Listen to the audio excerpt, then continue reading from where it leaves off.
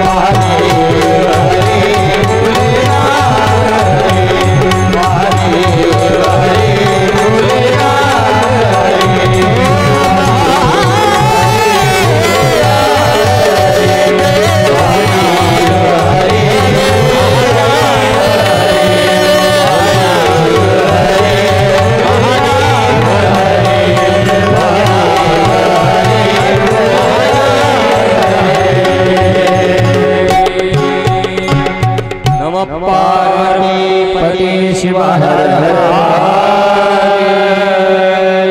उमापति महादेव की जय। श्री संत मोतीराम महाराज संत मारुति महाराज की जय। स्वामी जी महाराज की जय।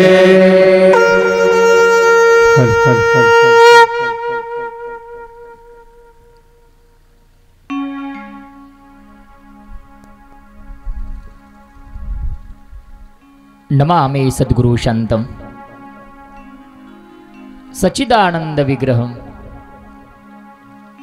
पूर्ण ब्रह्म परानंद मीशमालंदी वल्लभम अखिल कोटि ब्रह्मांड नायक करुणावरुणालय रुक्मिणी प्राणसंजीवन भगवान श्री पंढरीनाथाच्या कृपाशीर्वादाने अखंड समाधिगण कैवल्य साम्राज्य चक्रवर्ती श्री ज्ञानोबाराय जगद्गुरु तुकोबाराय अखिल विश्वातील ज्ञात अज्ञात संत मंडळी या सर्वांच्या कृपाशीर्वादाने 20व्या शतकातील महान संत सत्पुरुष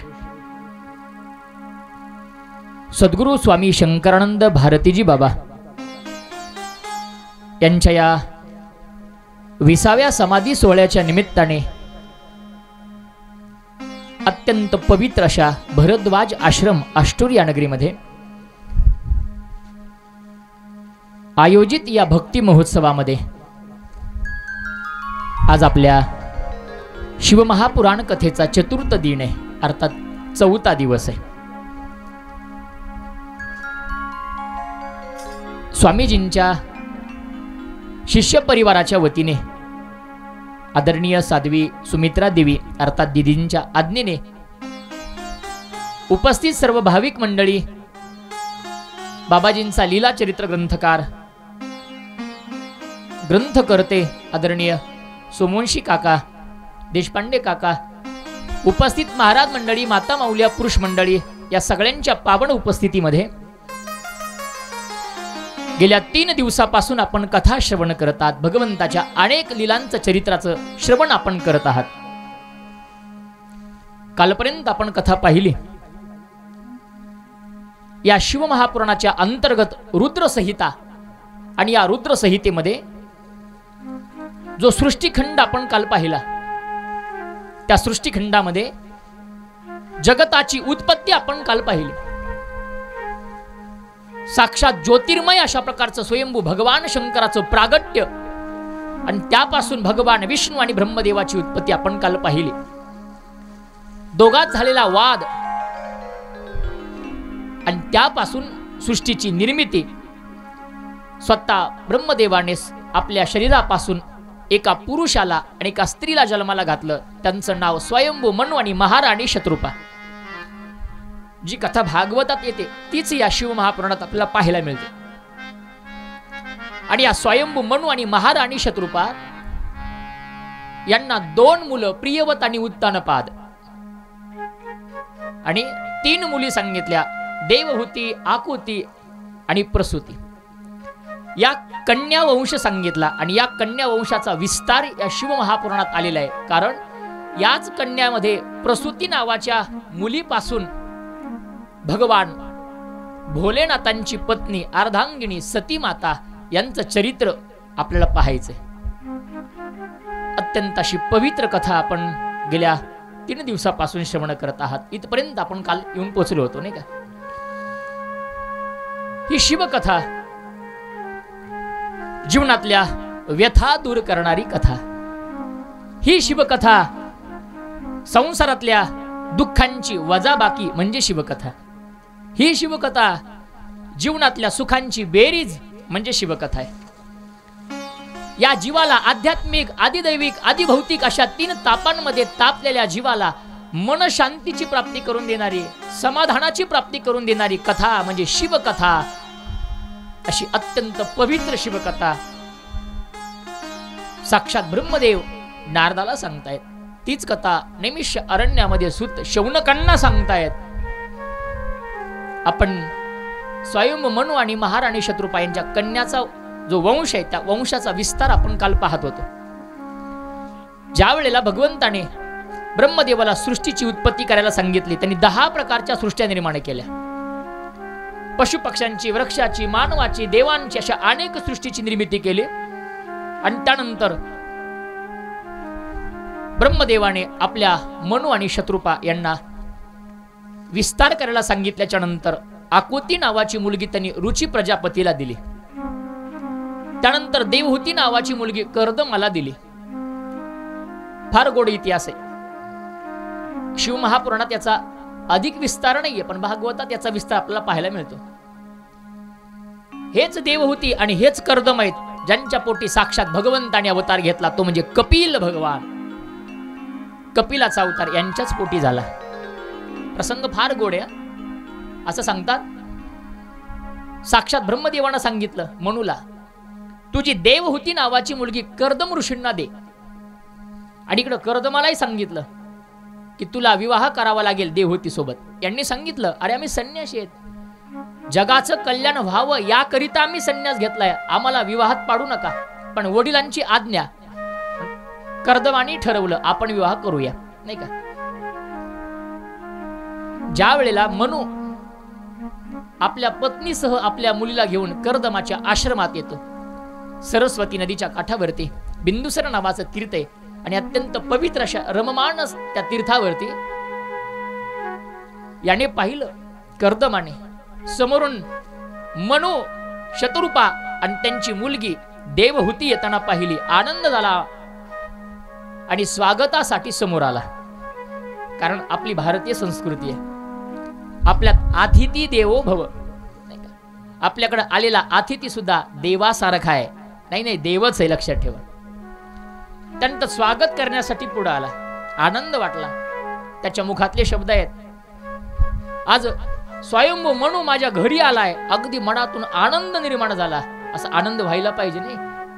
एखादा सत्पुरुष, एखादा साधू आपल्या घरी आला तर आनंद झाला पाहिजे. आमचे तुकोबार आहे, ज्ञानोबार आहे, संत वाङ्मय तर सांगतं, साधू संत येती घरा तोची काय. दिवाळी दसरा, दिवाळी दसरा आनंदाचं प्रतीक आहे. जेवढा आनंद दिवाळीला होतो, जेवढा आनंद दसऱ्याला होतो, तेवढाच आनंद आपल्याला एखादा सत्पुरुष आल्यानंतर झाला पाहिजे. पण काय सांगावं दिदी, सध्या परिस्थिती बदलली. हल्ली साधू संत येती घरा तोची दिवाळी दसरा नाही, मग हल्ली साधू संत येती घरा तोची दरवाजा बंद करा, अशी पद्धती निघाली. हल्ली लोकांना आवडत नाही. पण यानं स्वागत केलं आणि 3 आले म्हणून 3 आसन टाकले बसायला. पण देवहूतीने विचार केला, माझ्या आई वडिलांनी मला इथं का आणले, तर या कर्दमा बरोबर माझा विवाह होणार आहे. मग पतीनं टाकलेल्या आसनावर पत्नीनं बसू नये. मी जुन्या काळातलं सांगतोय, आजचं नाही. कसं कळते ना माझं बोलणं. पतीनं टाकलेल्या आसनावर पत्नीनं बसू नये, शास्त्र आहे. पतीला काम सांगितल्याचं पातक लागतं, आसनावर बसू नये. मग काय झालं, मनू, शत्रुपा आपापल्या आसनावर बसले, पण देवहूती मात्र आसनाच्या शेजारी उभी होती, बसली नाही. अत्यंत सात्विक गुण पाहिला आणि कर्दमानं आज्ञा दिली, आपणही बसा. आता संकट आहे, धर्म संकट म्हणतात त्याला. पतीनं टाकलेल्या आसनावर पत्नीनं बसू नये आणि पतीच सांगतोय बसा. आता बसावं तर पातक लागेल पतीला काम सांगितल्याचं, आणि नाही बसावं तर पतीची आज्ञा मोडल्याचं पातक लागेल. आता करायचं काय, बोला आष्टूरकर. बसावं तरी पातक आहे आणि नाही बसावं तरी पातकच आहे, तरी पाप आहे. बघा, शहाणे माणसं मधला मार्ग काढतात. त्याला हुशार माणूस लागतो. मधला मार्ग काढता आला पाहिजे. काय मधला मार्ग काढला सांगू.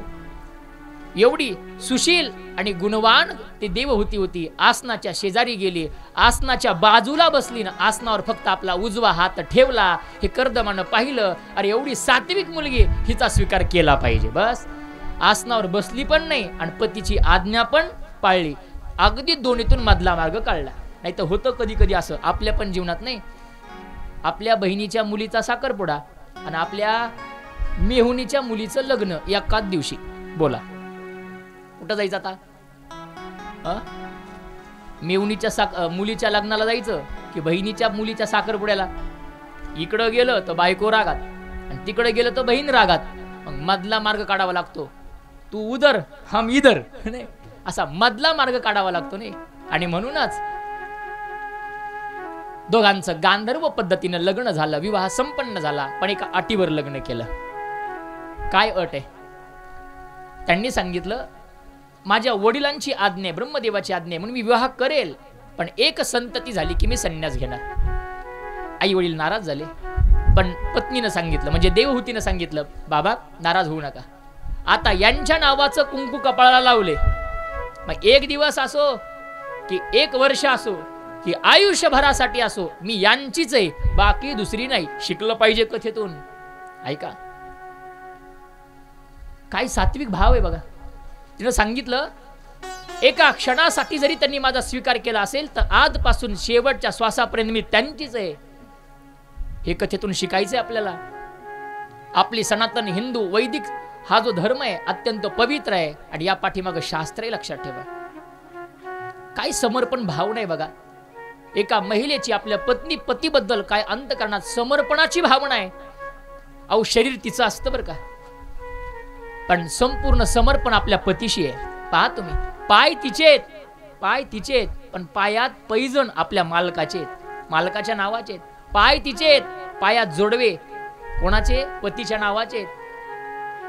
गळा तिचा आहे, मंगळसूत्र मालकाच्या नावाचं आहे. कपाळ तिचं आहे, कपाळाला कुंकू तिच्या नावाचे, मालकाच्या नावाचे आहेत. हात तिचे आहेत, हातात बांगडे आपल्या मालकाच्या नावाचे आहेत. ही आपली समर्पणाची भावना एका पत्नीची असली पाहिजे, लक्षात ठेवा. ह्या अशा प्रकारची देवहूती आहे. अत्यंत सात्विक भाव अंतकरणात आहे. आपल्या पतीसोबत मोठ्या आनंदाने त्या आश्रमामध्ये राहायला सुरुवात केली. पण एवढे वैराग्य संपन्न साधू होते कर्दम की ज्या दिवशी विवाह झाला त्या दिवशीच विसर पडला. कसा पडला माहितीये? खरे संन्यासी तर त्यांनाच म्हणावं लागेल. संसारात राहून उदास आहेत, लक्षात ठेवा. आता आम्ही दिदींचं जीवन पाहतो, आपण एवढे रोज त्यांना येतो, भेटतो, जातो, एवढं ऐश्वर्य आहे, पण याच्यातही त्यांचा त्याग आपल्याला पाहायला मिळतो. आपण हे शिकण्यासारखं आहे.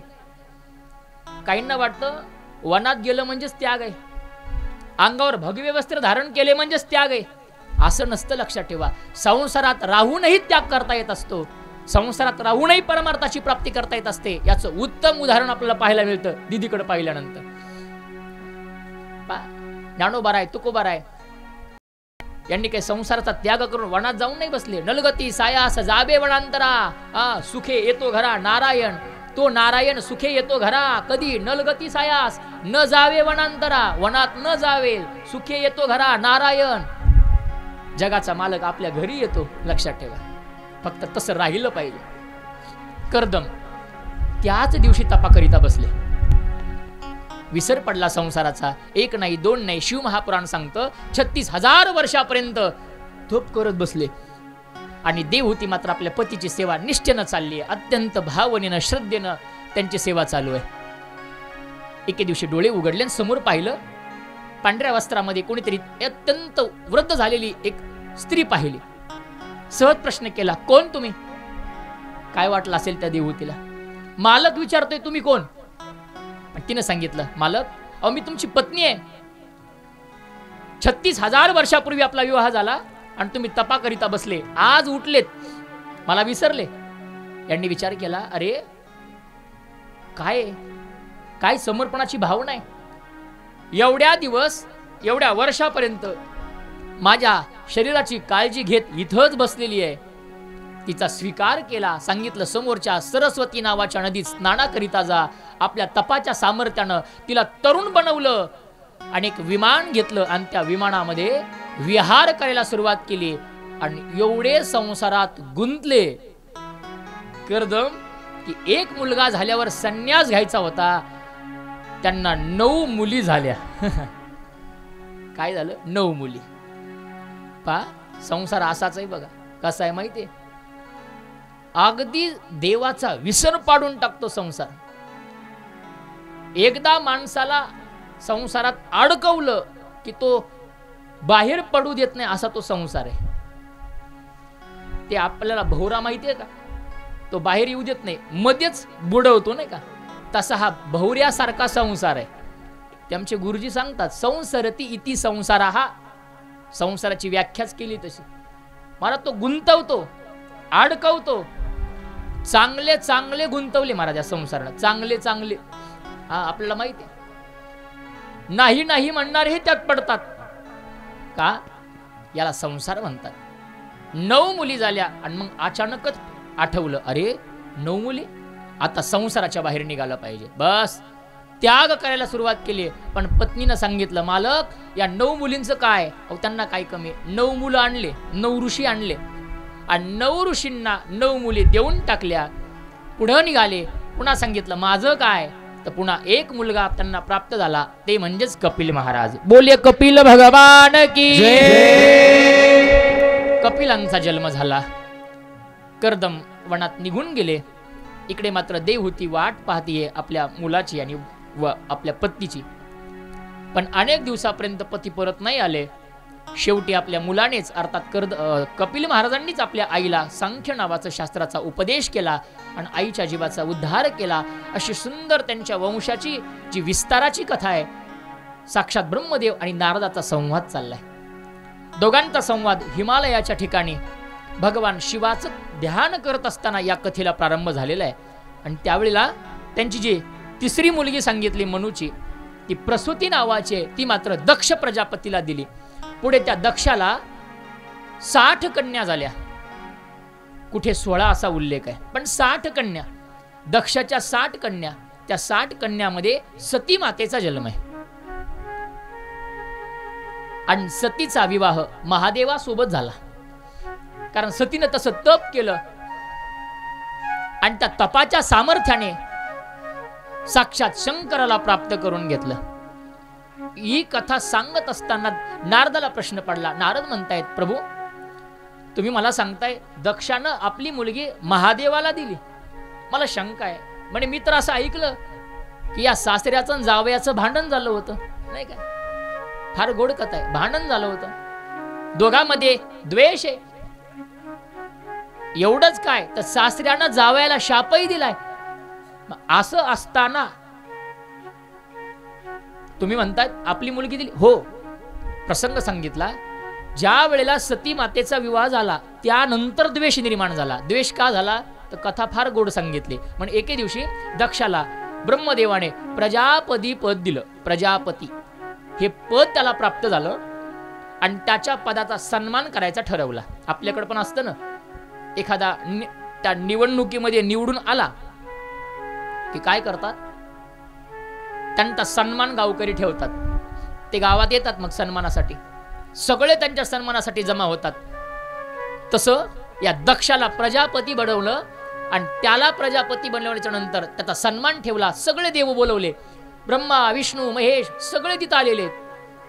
अगदी देव ऋषी सगळे संत मंडळी महात्मे इंद्र चंद्र ब्रह्म सगळे आलेले आहेत. आणि त्यावेळेला दक्ष उशिरा येतो. आपल्याकडे पद्धत आहे, मोठे माणसं नेहमी उशिरा येतात नाही का. सगळे वाट पाहतात आणि ते दक्षाला आलेलं पाहिलं, सगळे जागेवर उभा राहिले आणि दक्ष महाराज की जय अशा प्रकारच्या घोषणा करायला लागले. आणि झालं असं, दक्ष आला, सगळे उभा राहिले आणि त्याचा सन्मान करतात.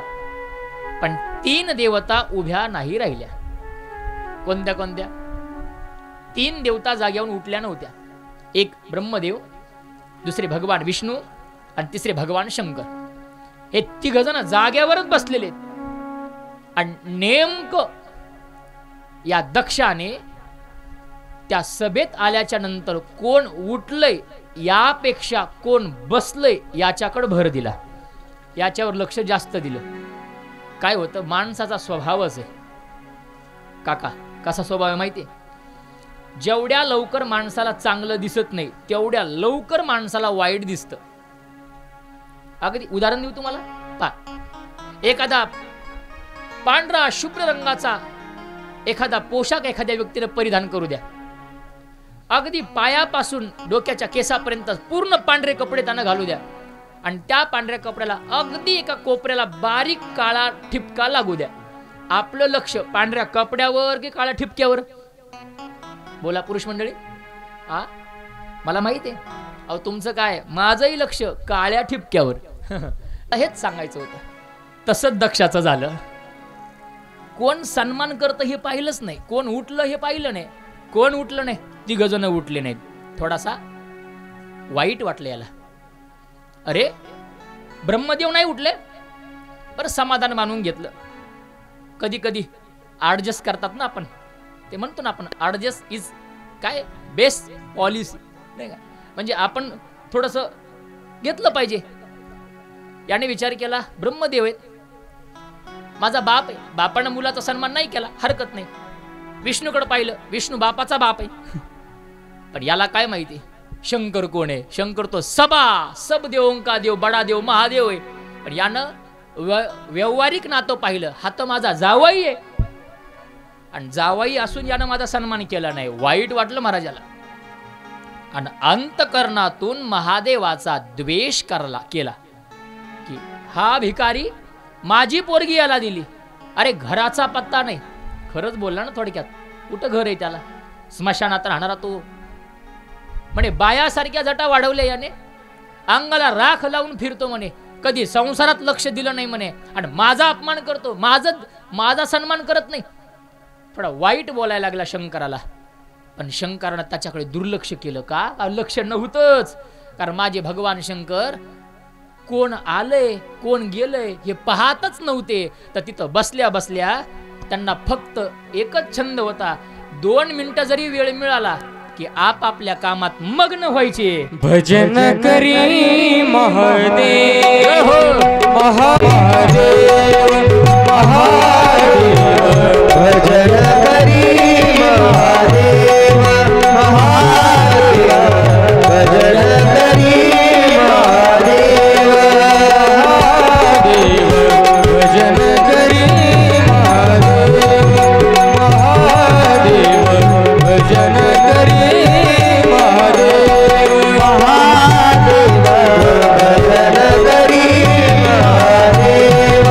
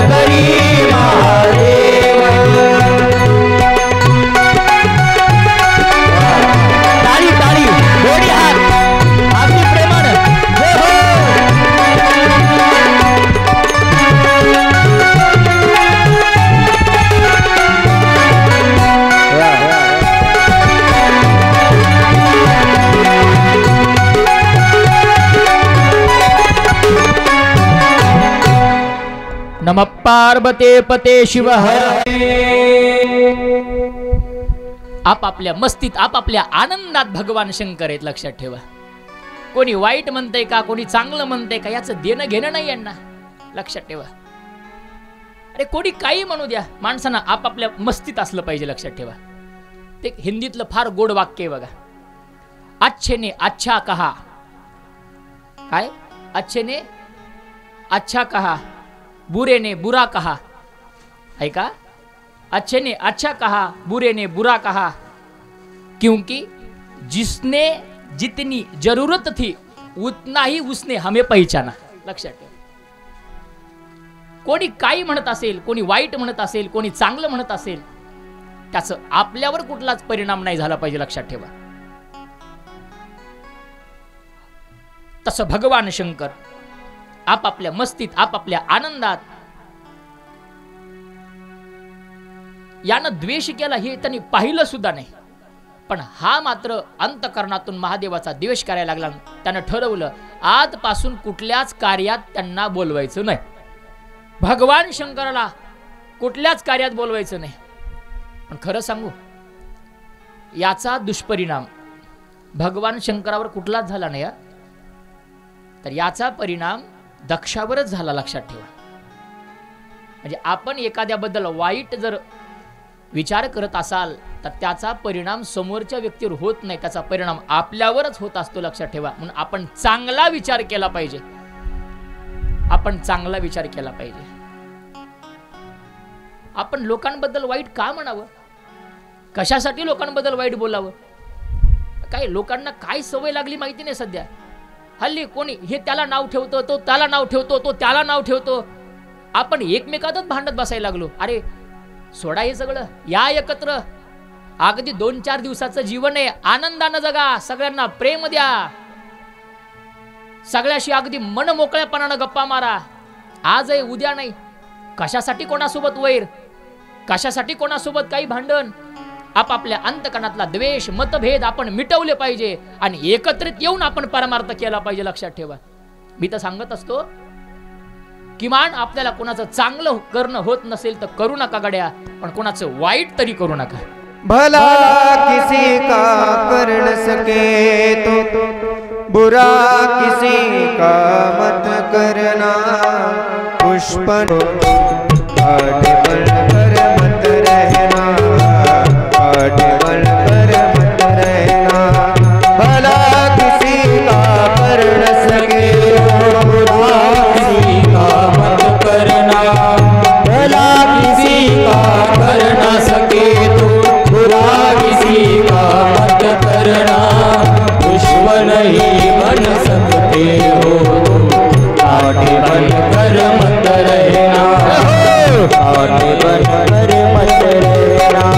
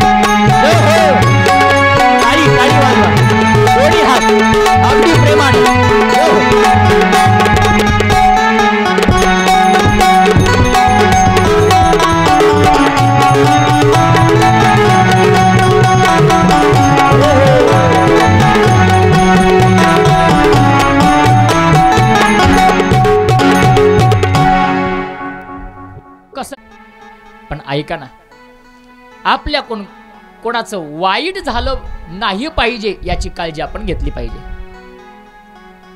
कोणाच्या रस्त्यात आपल्याला फुलं नाही टाकता आले, टाकू नका.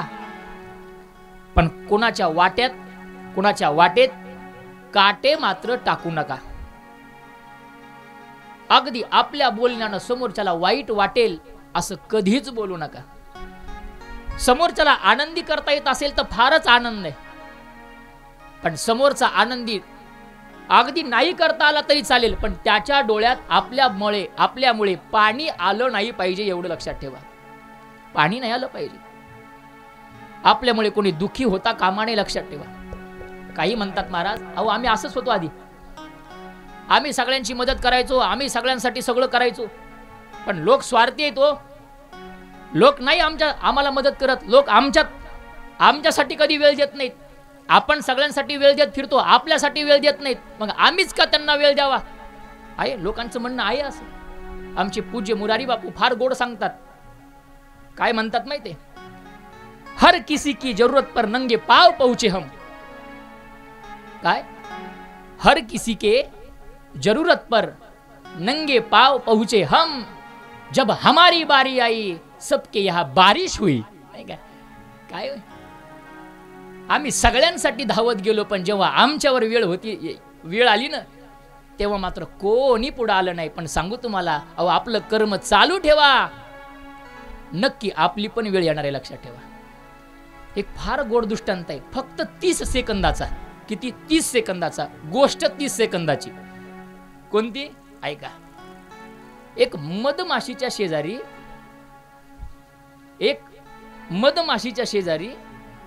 एक दुसरी माशी येते आणि त्याला बोलायला लागते. का ग? रोज एका फुलावर बसते, एवढा मध गोळा करते, आणि ते दुष्ट माणसं येतात, तुला पोळवतात आणि सगळा मध घेऊन जातात. तुला वाईट वाटत नाही का? तर ती मधमाशी त्या समोरच्या माशीला म्हणायला लागली, अगं आपण सगळीकडून मध गोळा करतो, पण ते माणसं घेऊन जातात, याचं मला दुःख वाटत नाही का? याचं एकमेव कारण आहे, ते मध घेऊन जाऊ शकतात, आमचा मध गोळा करण्याची कला घेऊन जाऊ शकत नाही. संपला विषय. आपलं कर्म आपण चांगलं करा, फळ देव देणारे, लक्षात ठेवा. आपण देत राहा. आपलं कर्म चांगलंच असू द्या, आपण फळाची चिंता करू नका. देव देणार आहे, तो द्यायला उदार आहे.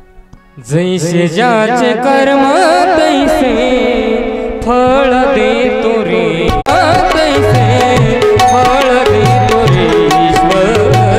जैसे ज्याचे कर्म तैसे फळ देतो रे ईश्वर. जैसे ज्याचे कर्म तैसे फळ देतो रे ईश्वर. जैसे ज्याचे कर्म तैसे फळ देतो रे ईश्वर.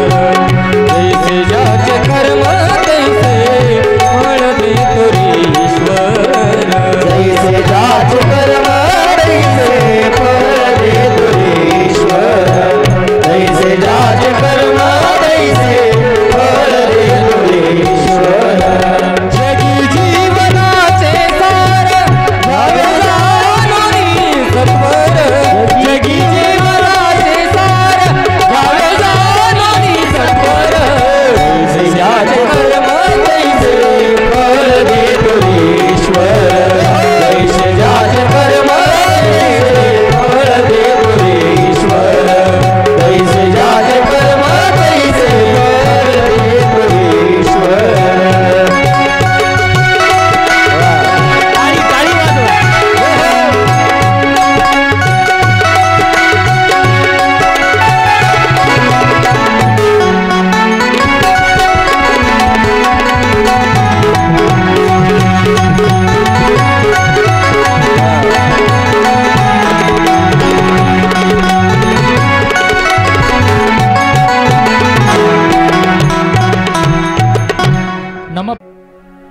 आपण आपलं कर्म केलं पाहिजे, लक्षात ठेवा.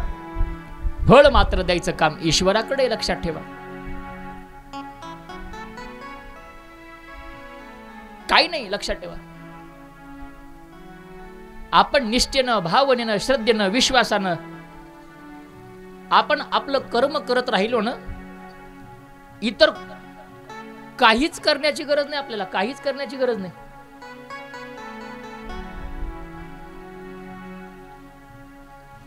तो देव देणार आहे, लक्षात ठेवा. एक स्वामीजींच्या जीवनात फार गोड प्रसंग आहे. आपण ज्यांच्या समाधी सोहळ्याच्या निमित्ताने एकत्रित जमलात ना, त्यांच्या जीवनातला आहे. अगदी घडलेल्या घटना आहेत. पण काय होतं, लोकांना असं सांगितलं की वाटतं अंधश्रद्धा पसरायला लागले, चमत्कार सांगायला लागले. पण घडलेलं आहे, आपल्या सगळ्यांना पाहिलेलं आहे आपण. अनेक उदाहरण आहेत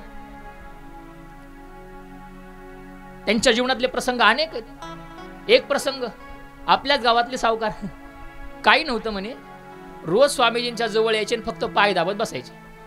आता मला नाव आठवत नाही, फक्त ते रोज यायचे स्वामीजीचे पाय दाबत बसायचे. आज 40 एकरचे मालक झालेत आणि गावात कपड्याचं दुकान आहे. ते नाव मला फक्त आठवत नाही बघा. फक्त येऊन स्वामीजीचे पाय दाबायचे. अहो, त्यांनी फक्त कर्म केलंय, फळाची अपेक्षा नाही केली. ते द्यायला उदार आहेत, देणार आहेत. ते का सांगतोय सगळं माहितीये?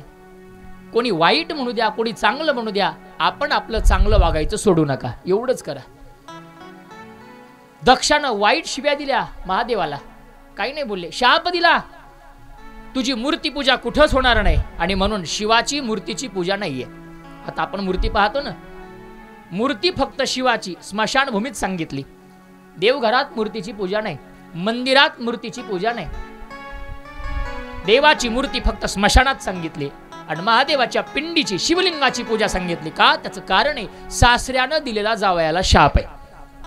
फार खतरनाक सासरा आहे हा. याने या काय जावयाला सोडलं नाही. दुसरा एक जावई कोणता, चंद्र, त्या चंद्रालाही शाप दिला होता यानेच. काय दिलता माहिती? मग ते झालं असं, ते 1 नाही 2 नाही तर म्हणे 13 कन्या दिल्या होत्या चंद्राला एकट्याच. हा काय करायचा, एका कन्येवर जास्त प्रेम करायचा, 12 जणांसोबत वाईट वागायचा. त्या 12 बापाकडे आल्यानं सांगितलं, बाबा तो तिलाच जवळ घेऊन बसतोय, चंद्र ते चंद्रिका, आम्हाला बोलतही नाही, यानं शाप दिला. असं काय, त्याचा क्षय होईल. चंद्राचा क्षय होतो. पुन्हा भगवान शंकराच्याच उपशापाने, आशीर्वादाने पुन्हा त्याचा पूर्णत्व होतो, नाही का? म्हणून आपण पाहतो पौर्णिमेपासून अमावस्यापर्यंत तो अगदी कमी कमी कमी होत जातो, नाही का? आणि अमावस्याला तो पूर्ण नाहीसा होतो. का? सासऱ्याच्या शापाने. आणि पुन्हा अमावस्यापासून पौर्णिमेपर्यंत पुन्हा वाढत जातो भगवान शंकराच्या आशीर्वादाने. असा हा सासरा आहे. त्याने शाप देऊन टाकला. पण यांना मात्र कसल्या प्रकारची चिंता नाही. आपापल्या मस्तीत, आपापल्या आनंदात भगवंताचं भजन करतायत. पण दक्षानं मात्र ठरवलं, फार मोठ्या यज्ञाचं आयोजन केलं दक्षाने आणि सगळ्यांना आमंत्रण दिलं. पण भगवान शंकराला आणि सतीला बोलवलं नाही. झालं असं, यांना बोलवलं नाही याचा कुठलाच फरक शंकरावर पडला नाही. पण काही लोकांना काम असतं प्रसंग वाढवणे. नारदानं काम आपलं केलं. काय केलं? नारद फिरत फिरत आले आणि सती मातेला सांगून गेले, आई साहेब गेल्या नाहीत माहेरला. काय माहेरला? काय आहे? अहो तुमच्या माहेरात काय फार मोठ्या यज्ञाचं आयोजन केलंय आणि तुम्ही इथं. आता सतीनं पहिल्यांदा विचार केला, बाबा मला कसं काय विसरले? पण त्या मुलीचं अंतकरण आहे, तिला आपल्या बापाची चूक दिसत नाही. तिने विचार केला असावा, गडबडीत विसरले असतील, जाऊ द्या. बरं आमंत्रण तरी कशाला आपण वाट पाहायची? बिगर आमंत्रणाचं गेलं पाहिजे. आपलं घर आहे, हक्काचं घर आहे ते आपलं. तिनं ठरवलं आपण आपल्या बापाच्या घरी जायचं, पण मालकाची आज्ञा घेऊन जायचं हे विशेष आहे. मालकाची आज्ञा घेतली पाहिजे. मी जुन्या काळातलं सांगतोय, आत्ताचं नाही. आताच्या गेल्यावर फोन करून सांगतात डब्बा करून ठेवलाय आणि मी 2 दिवस इकडे आली आहे. का सांगतोय? आज्ञा घेण्याकरिता शंकराकडे आली. कोण? सती माता. आणि सतीने हळूच त्यांच्यासोबत विषय काढला. ऐका ना, प्रसंग फार गोड आहे. शिव महापुराण सांगतं, ज्या वेळेला सती माता परवानगी घेण्याकरिता महादेवाकडे आल्या, त्यावेळेला महादेवानं त्यांना ठरवले अंतकरणातून आता सती मातेचा त्याग करायचा आहे. का? त्या माग फार गोड इतिहास सांगितला. तो रामायणातला प्रसंग आहे. कोणता? तर म्हणजे त्या रामायणामध्ये भगवान विष्णू जेव्हा राम अवतार घेतात आणि लीला करण्याकरिता या पृथ्वी तलावरती फिरत होते, तर प्रसंग असा आहे, 14 वर्षाचा वनवास मिळालाय रामाला आणि आईसाहेब सीता मातेला त्या रावणाने उचलून नेलेलं आहे आणि लक्ष्मण आणि राम प्रभू सीता मातेचा शोध घेत त्या वनामध्ये फिरतायत. आणि त्यावेळेला असं घडतं, महादेव आणि सती दोघं ध्यानात बसले असताना सतीने महादेवाच्या जवळ गेले आणि त्यांच्या ओठाचा हलणारा आवाज पाहिला. नेमकं काय म्हणता येते, तर राम राम शब्द ऐकू आला. आपण आता ऐकलं राम पूजी सदाशिव, ते राम राम शब्द ऐकला. हिला शंका आली, तुम्ही कोणाचं भजन करताय? तुम्ही तर सगळ्या देवांचे देव आहेत, सब देवों का देव बडा देव महादेव आहे, आणि तुम्ही कोणाचं भजन करताय? यांनी सांगितलं, मी रामाचं भजन करतोय. सतीला आश्चर्याचा धक्का बसला, माझा मालक रामाचं भजन? कोण हा राम? त्यांनी सांगितलं, राम माझा श्रद्धास्थान आहे, राम माझं दैवत आहे. कुठे आहे तो राम? असं विचारल्यानंतर त्यांनी असं बोट करून दाखवलं. योगायोगाने रामायण चालू होतं आणि प्रभू लीला करत होते. सीता आईसाहेबाचा शोध घेत होते. आईसाहेबांच्या दुःखात विरहात अगदी वनामध्ये फिरतायत, त्या अरण्यामध्ये भेटेल त्याला विचारतात, सीता सीता सीता. झाडाला विचारतायत, माझी सीता पाहिली का? दगडाशी संवाद करतायत, अगदी दुःखामध्ये आहेत. हे सतीनं पाहिलं आणि ती विचार करते, हा तुमचा देव? आपल्या बायकोला सांभाळू शकला नाही आणि बायकोच्या विरहात एवढा दुःखी झालाय, हा तुमचा देव आहे? महादेवानं सांगितलं, सती असं बोलू नये, ती त्यांची लीला आहे, ते चरित्र आहे, ते लीला करतायत आणि त्यामुळे तू नाराज होऊ नको, तू दुःखी होऊ नको, किंवा तुला शंका त्यांच्याबद्दल कुठल्याही प्रकारची निर्माण करू नको. तिनं सांगितलं, नाही, तुमच्या देवाला मी फसवते म्हणे. असं सतीने ठरवलं रामाची परीक्षा घ्यायची. आता देवाची कोणी परीक्षा घेतं का बरं? परीक्षा देवाची नसती बुवा, पण ही परीक्षा घ्यायला निघाली महाराज. कोणाची? देवाची. देवाची परीक्षा घेण्याकरिता जेव्हा सती आली त्यावेळी त्यांनी विचार केला, नेमकं करायचं काय? तिनं सांगितलं, आपण सीता व्हायचं आणि देवाला फसवायचं. पण सतीनं काय केलं, सीतेचं रूप घेतलं आणि रामाच्या समोर येऊ लागली. बघा, अशी रामाच्या समोर येऊ लागली. रामांनी लांबून बघितलं, कळालं ही सीता नाही, ही सती आहे. यांनी वाट बदलली की सतीने विचार केला, यांनी वाट बदलली, पुन्हा त्यांच्या वाटेवर आली महाराज. म्हणजे पुन्हा समोर येऊ लागली, कारण तिला दाखवायचं होतं की माझ्याकडे पहा, मी कोण आहे, मीच आहे तुमची सीता, असं दाखवायचंय. म्हणून ती पुन्हा समोर येऊ लागली. पण झालं असं, रामांनी ओळखलंय तिला, ही सीता नसून सती आहे, म्हणजे महादेवाची पत्नी आहे. आणि महादेव कोण आहेत? रामाचं आराध्य. मग कान सांगितलं ना तुम्हाला, दोघं एकमेकाचं भजन करतात. हरिहरा नाही भेद, नका नाही करू वाद. अगं दोघं एक आहे, ते लक्षात ठेवा. अगदी उजवे वामांग तुका म्हणे एकच अंग, दोन एकच आहेत. हरी हरी हरी मंत्र हा शिवाचा,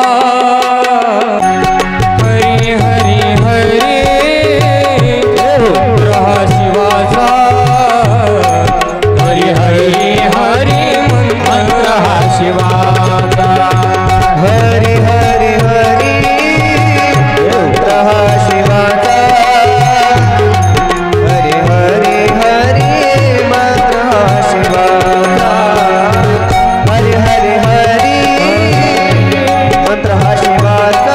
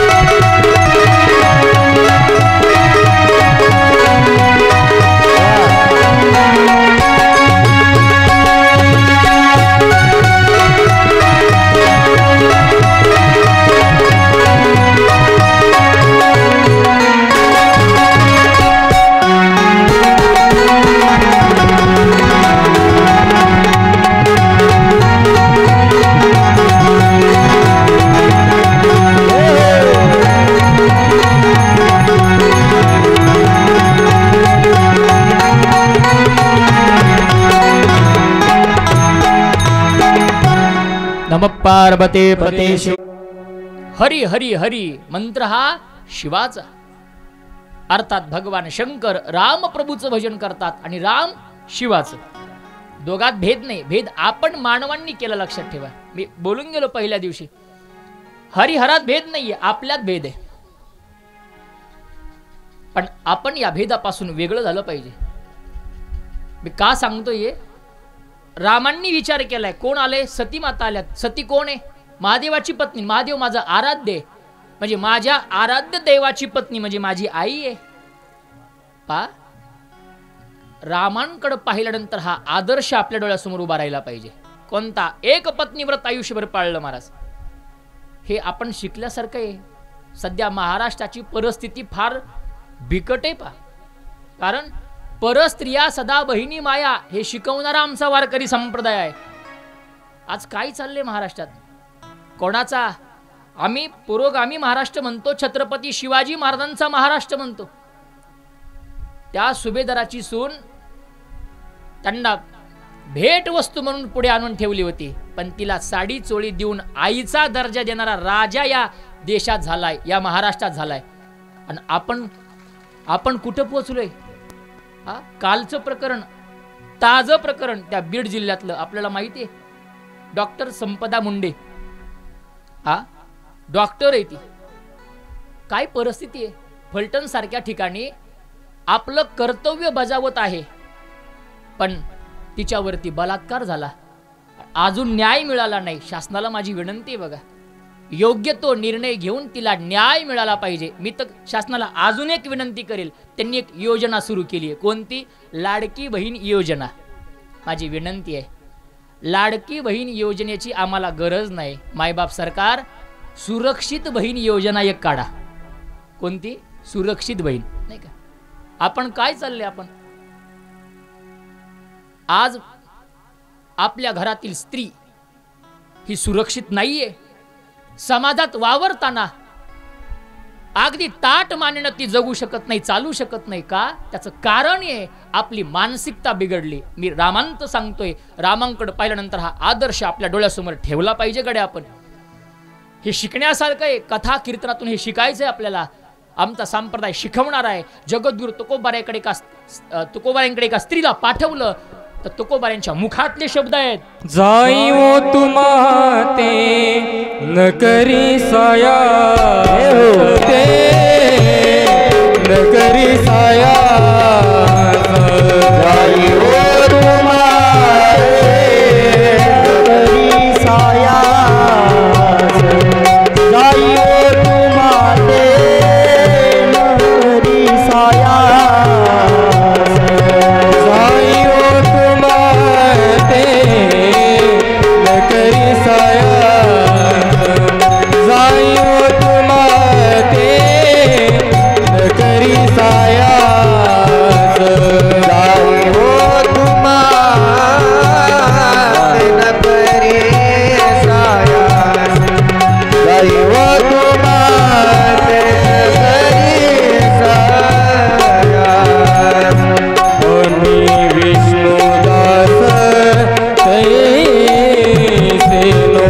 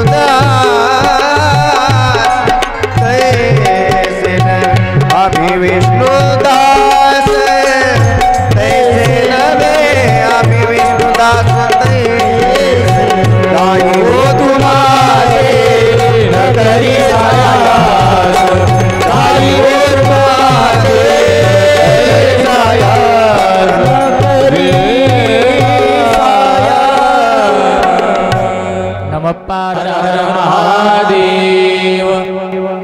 बस. ज्या घरात आपला आदर होत नाही ना तिथं जाऊ नये माणसानं. आमंत्रणाशिवाय जाऊ नये लग्नासारख्या कार्यक्रमाला. एक. दुसरं सांगितलं कुठे कुठे आमंत्रण असतं पण जायचं नाही. कुठे जायचं नाही सांगू तुम्हाला. एखाद्याने पार्टीला बोलवलं, चला आज माझ्याकडून पार्टी, आज आज माझ्याकडून पार्टी नग, पण जाऊ नये. आमंत्रण दिलं तरी जाऊ नये महाराज. का? अरे ते वाईट आहे. हल्ली काय झालं बघा, निवडणुका जवळ आल्या की राजकारणी सगळ्यांना एकमेकांना बोलवतात महाराज, सोबत घेतात, विचारात घेतात, पार्ट्या देतात.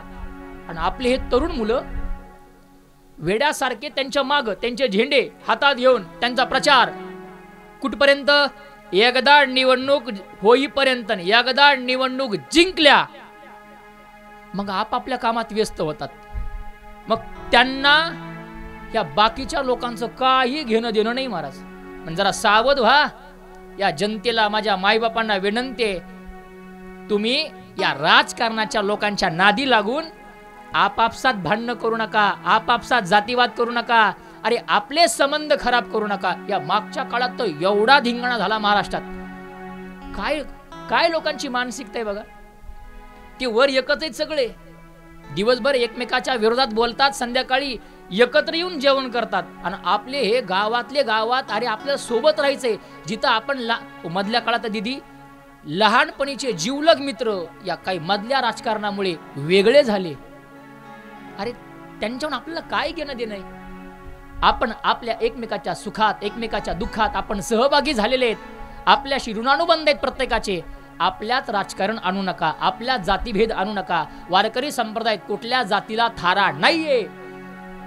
इथं जाती, पंथ, वर्ण भेद, लिंग भेद या सगळ्यांपेक्षा परिवारकरी संप्रदाय आहे. इथं सगळ्यांनी एकत्रित यायचंय आणि आपल्या समविचारानं भगवंताची प्राप्ती करायची आहे. माझी विनंती आहे या सगळ्या जनतेला की या सगळ्यापासून अलिप्त राहा. तेवढ्या पुरते तेवढे संबंध ठेवा. नाही तर मला सांगा, आपल्यावर संकट आलं, कोण आलं आपल्या मदतीला? या पावसानं तर काय धिंगाणा केलाय सगळ्या महाराष्ट्रात आपल्याला माहिती आहे. मी बोलून गेलो. अगोदर 3 ऋतू होते, उन्हाळा, पावसाळा, हिवाळा. आता ऋतू बदलले. आता ऋतू 3 नाही 9 झाले. 9 कोणते कोणते ऐका, परत एकदा सांगतो. उन्हाळा, पावसाळा, हिवाळा. अगोदर 3 होते, आता 9 झाले. पहिला उन्हाळ्यात उन्हाळा, उन्हाळ्यात पावसाळा, उन्हाळ्यात हिवाळा, पुन्हा हिवाळ्यात हिवाळा, हिवाळ्यात पावसाळा, हिवाळ्यात उन्हाळा, पुन्हा पावसाळ्यात पावसाळा, पावसाळ्यात हिवाळा, पावसाळ्यात उन्हाळा. किती झाले? 9 झाले. 9 कळले का तुम्हाला? सध्या कोणता चालू आहे माहिती आहे का? हिवाळ्यातला पावसाळा चालू आहे. काय चाललंय महाराज याचं? अहो, हाताशी आलेलं पीक किती मोठं संकट आहे शेतकऱ्यावरती. अख्खी कुटुंबाची उपजीविका, कुटुंबाचं पोट त्या शेतीवरच आहे या शेतकऱ्यांचं. काही प्रसंग पाहिले. अहो, कालची घटना आहे.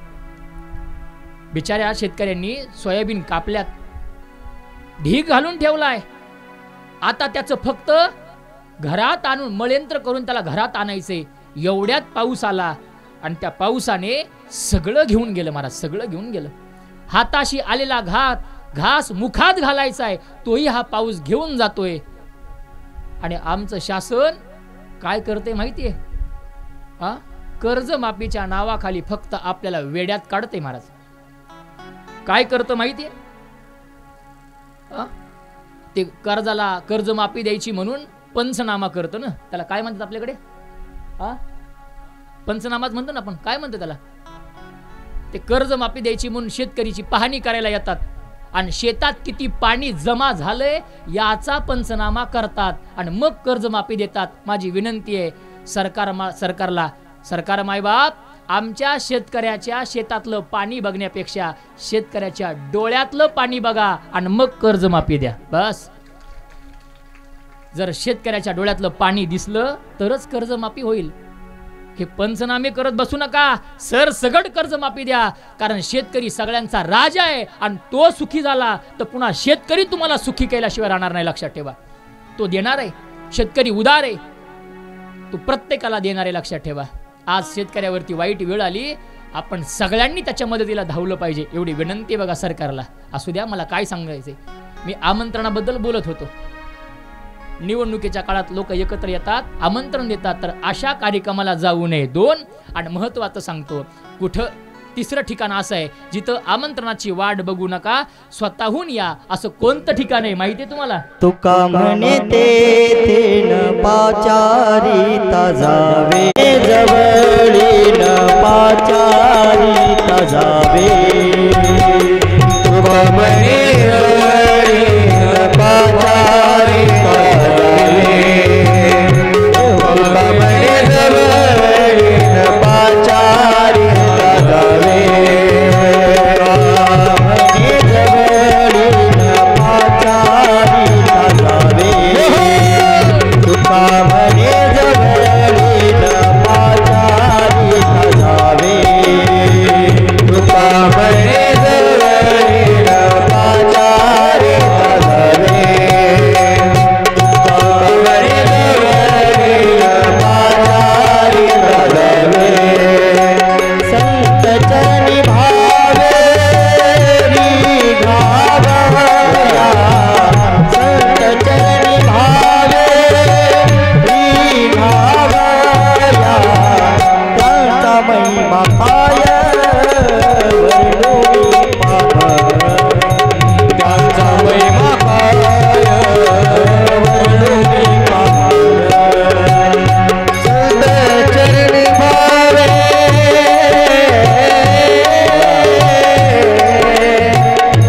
गावया,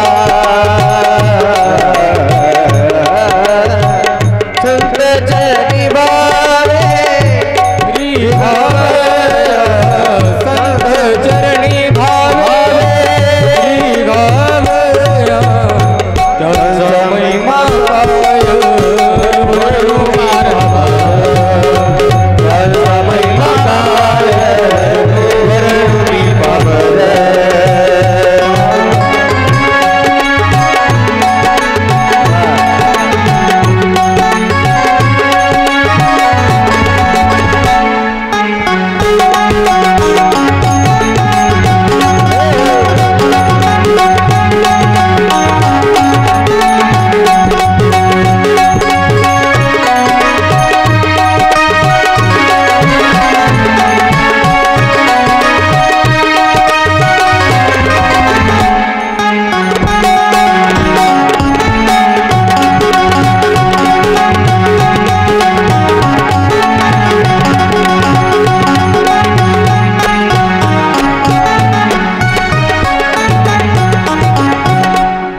हा तिसरा प्रकार सांगितला की त्या ठिकाणी गेलं पाहिजे. लक्षात ठेवा, कुठं जायचं आमच्या संतांनी सांगितलं, त्याला पुरावाही दिला, प्रमाण दिलं. कारण कसं असतं बघा, मी काल बोलून गेलो की पुराव्याशिवाय प्रमाणाशिवाय बोललं नाही पाहिजे. लक्षात ठेवा, मग भागवत असू द्या, शिवमहापुराण असू द्या, कीर्तन असू द्या, प्रवचन असू द्या, वारकरी संप्रदाय सांगतो प्रमाणाशिवाय बोलू नये. एक वाक्य सांगतो, बोलण्याला धार असो की नसो पण बोलण्याला आधार असावा. काही लोक धारेनं बोलतात पण त्याला आधार नसतो, नाही का? आधार नसतो. अनेक विरोधानं सांगत असतो मी, जो कीर्तनकार कीर्तनात देत नाही पुरावा, जो कीर्तनकार देत नाही पुरावा, त्या कीर्तनकाराला आपल्या सगळ्यांनी मिळून पुरावा, नाही का? पुराव्याशिवाय बोलू नये. लक्षात ठेवा. मग प्रमाण सांगितलं, तुका म्हणे तेथे न पाचारिता जावे, बोलवण्याची वाट पाहू नये. कुठे? अशा सत्संगाच्या ठिकाणी. आष्टुरकारांनी विचार करू नये, दिदींचा फोन नाही आला, मामांनी नाही आमंत्रण दिलं, पत्रिका घरी नाही पोचली, अरे आपल्या स्वामीजींचा समाधी सोहळा आहे, वाट पाहू नये. वेळ भेटला की लगेच यावं, आणि नुसतं यावं नाही. हे आपला आश्रम आहे, एकट्या दिदींचा नाही, एकट्या परिवाराचा नाही, आपला आहे. आपल्या हातात जे काम पडेल ते काम आपण केलं पाहिजे, नाही का? ही संतांचा दरबार आहे. इथं आपण 1 पट द्याल तर 10 पट मिळतं. लक्षात ठेवा, 10 पट मिळतं. 10 पट मारा. आपण जर इथं निष्ठेने सेवा केली ना, स्वामीजी आज समाधीत बसलेत, आपल्याला आशीर्वाद देण्याकरिताच बसलेत. लक्षात ठेवा. भरभरून देणार आहेत, फार देणार आहेत. आणि त्यां कसं असतं बघा, माणसाने दिलेलं पुरत नाही आणि संतांनी दिलेलं सरत नाही हो. ते फार देणार आहेत बघा. आणि आपल्या सगळ्यांची श्रद्धा स्वामीजींवरती आहे, बाबाजींवरती आहे आणि असलीच पाहिजे. मी तर म्हणेल, जोपर्यंत आकाशात चंद्र सूर्य आहे तोपर्यंत स्वामीजी समाधीत बसू नयेत. हे वाक्य सुद्धा कमी पडतं महाराज. वाक्य असं म्हणावं लागेल मामा की जोपर्यंत स्वामीजी आष्टूरला समाधीत बसलेले आहेत तोपर्यंतच आकाशात चंद्र सूर्य आहेत. लक्षात ठेवा, हा भाव आपला असला पाहिजे. आणि मी अजूनही सांगतो, आपल्या अंतकरणात स्वामीजी बद्दल किती श्रद्धा आहे सांगू तुम्हाला. एका मिनिटात पटवून देतो, एकाच मिनिटात. किती श्रद्धा आहे. मी एक घोषणा देतो, माझ्या पाठीमागं तशी घोषणा तुम्ही द्या. देणार का आष्टूरकर? एकच घोषणा, फार नाही. एक घोषणा देतो, माझ्या पाठीमागं मी जशी घोषणा देईल तशी तुम्ही घोषणा देणार? द्या मग. हा, एकच घोषणा. बघा आपल्या अंतकरणात त्यांच्याबद्दल किती श्रद्धा आहे. स्वामी शंकरानंद भारतीजी महाराज की. घोषणा दिली तुम्ही, पण घोटाळा केला. घोटाळा केला का घोटाळा झाला? घोटाळा केला नाही, झाला. कारण झाला नसता तर नवल झाला असतं. कोणता? मी काय म्हणलं होतं, मी जशी घोषणा देईल तशी द्या. मी जय म्हणलं होतं का? आगावपणा का केला? का केला? आगावपणा केला नाही, आगावपणा झाला. का? कारण आमच्या अंतकरणात स्वामीजी बद्दल एवढी श्रद्धा आहे की त्यांचं नाव ऐकल्या ऐकल्या तोंडाला जय येतं. त्याच्यामुळे घोटाळा झाला नाही. हे का सांगतोय? आपल्या अंतकरणात त्यांच्याबद्दल श्रद्धा आहे, विश्वास आहे. लक्षात ठेवा. म्हणून अशा सत्संगामध्ये आपण कोणाच्या आमंत्रणाची वाट पाहू नये, गेलं पाहिजे. आणि सती सांगते, प्रभू आई वडिलाच्या घरी जायला मुलाला आमंत्रणाची वाट पाहिली नाही पाहिजे, बिगर आमंत्रणाचं गेलं पाहिजे. महादेवानं सांगितलं, मी मुलगा नाही, मी मुलगी नाही, मी जावई आहे. आणि जावयानं सासऱ्याच्या घरी असं बिगर आमंत्रणाचं जायचं नसतं. त्यामुळे मी येणार नाही, तुला जायचंय तू जा. आता तुम्हाला ती कोण आहे? मुलगी आहे. आणि माहेर म्हटलं की माता मौल्यांचा आवडता विषय म्हणजे माहेर. एवढं प्रेम असतं महाराज त्या माता मौल्यांना. माहेराविषयी किती प्रेम असतं माहितीये. ते आमचे महाराज विनोदानं सांगायचे, म्हणे जर कधी भांडणं लागलेस तर भांडणं लागल्या, नवरा बायकोची भांडणं लागलेस तर नवऱ्यानं काय करायचं? सांगूच का काका? राहू देऊ? सांगू? बरं सांगतो, तुम्ही म्हणल्यामुळे सांगतो नाही का. नाही तर तुम्ही म्हणाले यांना लई माहिती, मला माहिती नाही, मी फक्त ऐकले नाही का. म्हणे त्या वरवट्यानं नवऱ्यानं बायकोला मारायचं. का? वरवटा जास्त लागत नाही, कारण माहेरावरून आणलाय. म्हणजे माहेरावर एवढं प्रेम असतं. साधा चमचा जरी दिसला नाही, मी चमच्याबद्दल सांगतोय, चमचा जरी दिसला नाही तर माता माऊल्यांना करमत नाही, कारण तो माहेरावरून आणलाय. फार प्रेम असतं महाराज माहेरच्या प्रत्येक वस्तूवरती. हे आपल्याकडे म्हण पण आहे, माहेरचं कोण? कळलं नाही का. असू द्या, आता एवढंच सांगायचंय. माहेराबद्दल अंतकरणात प्रेम आहे. म्हणून सती माता पुन्हा पुन्हा प्रभूला म्हणायला लागल्या, प्रभू मला आमंत्रण द्या, मला परवानगी द्या, परवानगी द्या. शेवटी कंटाळले आणि एकदाच म्हटले जा. जा म्हटल्या म्हटल्या महाराज लगबगीनं तयार व्हायला गेली. म्हणजे तयारी सुरू केली. आणि तयारी सुरू करण्याकरिता लगेच त्यांनी काय केलं, बॅग भरली. आता सती मातेला बॅग भरायला काय कमी आहे. 4-5 हाताखाली सख्या होत्या, म्हणजे दासी होत्या. सगळ्यांना सांगितलं आणि सुंदर अशा प्रकारची बॅग भरली आणि लगेच मेकअप केला. मेकअप केला, कळलं ना, केला महाराज मेकअप आणि निघाल्या. असं म्हणतात एवढं अंतकरणात प्रेम होतं की एवढ्या लगबगीनं निघाल्या. हे शंकरानं बघितलं, म्हणे काय चाललंय. काल म्हटलं होतं आपल्या आष्टूरच्या बाजार आलाय, बाजारात जाऊन 2 मिनिटं जाऊन येऊ. तर मला म्हणली 5 मिनिटं थांबा, मी मेकअप करते. आणि मेकअपला गेली 5 मिनिटं म्हणून 5 तासानंतर आली. आणि आज माहेरला जायचंय म्हटलं तर 2 मिनिटात मेकअप केला. म्हणजे किती प्रेम आहे बघा अंतकरणात. किती प्रेम आहे. माहेरचं नाव ऐकलं की लगबगीनं तयार झाली. आणि आमची सती माता घाई घाईनं निघाली. पायी पायी जाते ग माहेरा, जाते ग माहेरा, पायी पायी जाते ग माहेरा.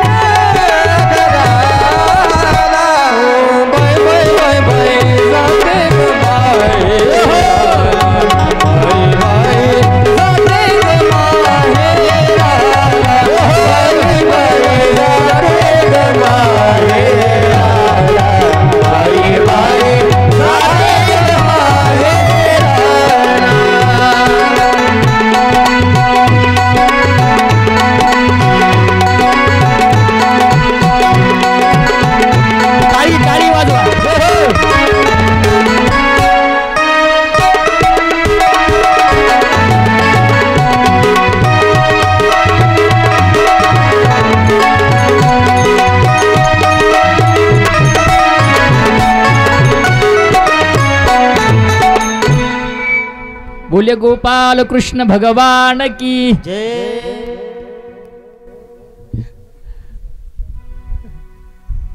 घाई घाईनं सती माता निघाल्या आणि मग भगवान शंकरानं पाहिलं काय बघा, पती पत्नी हा जिव्हाळ्याचा विषय आहे. एकटी पत्नी निघाली म्हणून शंकराने विचार केला हिच्या सुरक्षितेसाठी आपल्या सोबतच्या नंदीला पाठवलं. फार जिव्हाळ्याचं नातं आहे. एकनिष्ठ जीवनात पती पत्नी असतील तर संसार सुखाचा असतो. ज्यांना संसार सुखाचा व्हावा असं वाटत असेल तसा तो संसार दुःखाचाच आहे. पण त्या दुःखाच्या संसारातही सुखाचा व्हावा असं वाटत असेल तर पती आणि पत्नीने एका मताने राहिलं पाहिजे बघा, एका मताने. तसा हा अधिकार आम्हाला नाही सांगण्याचा, पण विषय आला म्हणून सांगून जातो. एकानं पाणी एकानं अग्नी. तो रागात असेल तर आपण शांत व्हायचं आणि आपण रागात आले की त्यांनी शांत व्हायचं. कोणी एकानं महागार घेतली की आपलं काम झालं, बस संसार सुरळीत चालतो. आणि जर प्रति उत्तर देत बसलो की मग ते वाढतं आणि त्याचं रूपांतर आता जे प्रकार व्हायलेत ना त्याच्यात होतं. बस मला काय सांगायचंय, तुम्ही सुज्ञ आहात, तुम्हाला कळलं असेल. असं मला काय सांगायचंय फक्त एवढंच की आपल्या पत्नीची काळजी घेतली आणि सोबत नंदीला पाठवलं. आणि नंदीला पाठवल्याच्या नंतर सती माता अगदी घाईघाईनं आपल्या दक्षाच्या यज्ञशाळेपर्यंत येऊन पोहोचल्या. दक्षाच्या यज्ञापर्यंत आल्या आणि तिथं येऊन पाहिल्याच्या नंतर लक्षात आलं तिच्या की अरे सगळ्यांना आमंत्रण दिलंय. अगदी 33 कोटी देव तिथं आलेले, देव गांधर्व राक्षस सगळे सगळे, फक्त माझ्या पतीला शंकराला आणि मलाच आमंत्रण नाही. नातेवाईक पाहिले तर या देहाच्या अनुषंगाने असलेले सगळे नातेवाईक तिला तिथं दिसायला लागले. एवढंच काय, असं म्हणतात तिथं प्रत्यक्षात तिच्या सगळ्या बहिणी होत्या. 59 बहिणी तिनं पाहिल्या. आणि मनात पुन्हा शंका यायला लागली, मालकाचं खरं असेल का? पती सांगत होते आपल्याला आमंत्रण नाही, जाऊ नये. मीच म्हटले विसरले असतील म्हणून मी आले. पण इथं तर 59 बहिणी दिसतायत, फक्त मलाच टाळले. बहुतेक मला याच्यामुळे टाळलं असेल का? नक्की आमंत्रण द्यायचं विसरले होते की दिलंच नव्हतं? शंका यायला लागल्या, कुशंका मनात यायला लागल्या. लक्षात ठेवा काय असतं. या कुशंका तिच्या मनात आल्यानं तिचा चेहरा पडला. थोडस वाईट वाटलं तिला, पण धाडस केलं. आता आले ना, आता भेटूनच जाऊ. काय नेमकं पाहूयाच प्रकार.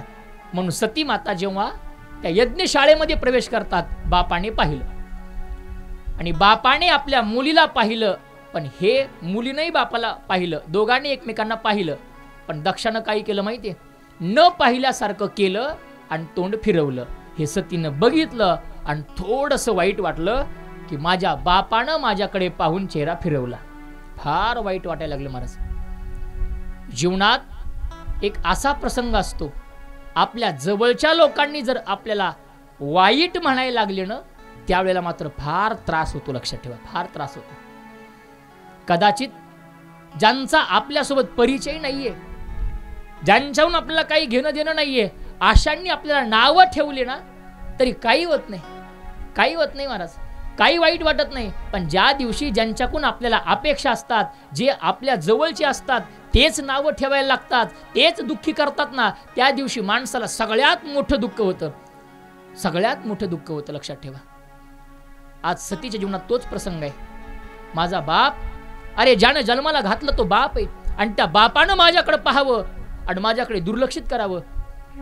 बापानं दिलेलं ते दुःख पाहिलं आणि अंतःकरणामध्ये फार मोठं दुःख झालं. आपल्या माणसाने दिलेल्या दुःख हे फक्त दुःख नसतात, तर आयुष्यभराचे दुःख असतात. लक्षात ठेवा, आयुष्यभराचे दुःख. सतीच्या डोळ्यात पाणी आलं. आईचं प्रेम फार जास्त आहे आणि म्हणून या सतीला वाटायला लागलं की आईला तरी आपण भेटावं. म्हणून बरोबर 3:45 वाजता आईकडे गेली आणि 4 वाजता आईच्या जवळ गेली. आईनं पाहिलं की आईलाही सांगून ठेवलं होतं दक्षानं, सतीला बोलायचं नाही. तोंड फिरवलं आईनं, मग वाईट वाटलं गड्या. अरे आपण यायला नाही पाहिजे होतं, आपलं चुकलं, महादेवाचं ऐकलं नाही, बापाने त्याग केला, आईने त्याग केला, आता मात्र काय करावं कळेना.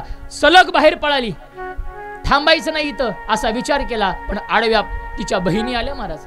अशा 15-20 जणी पुढे उभा राहिल्या आणि या सगळ्यांनी ठरवलं आता हिला चिडवायचं, हिला रागाला आणायचं, अपशब्द बोलायचं. आणि सगळ्या त्या स्त्रिया यायला लागल्या आणि बोलायला लागल्या महाराज. त्या सगळ्या बहिणी बोलू लागल्या. पण काय बोलतात माहिती आहे तुम्हाला?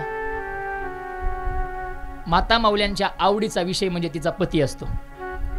मग एखाद्या माता माऊल्यांना जर राग यायचा असेल, रागाला आणायचा असेल, तर तिला काहीच म्हणायचं नाही, तिच्या पतीला नावं ठेवायची, नाही तर तिच्या मुलाला. आता सतीला तर मुलगा नाही, मग पतीबद्दल बोलायचं, शंकराबद्दल अपशब्द बोलायचे ठरवले. आणि पुढे आल्या महाराज आणि अपशब्द बोलायला लागल्या शंकराबद्दल. सतीला सहन नाही झालं. फार आवड असते महाराज आपापल्या पतीची, नाही का? आयुष्यभराचा साथीदार आहे तो, फार आवड. किती आवड असते माहितीये? ते नवीन नवीन लग्न होऊ द्या, बघा तुम्हाला माहितीये कसं असतं ते. कोणी नाव घ्या जरी म्हटलं तरी नाव घेतात का?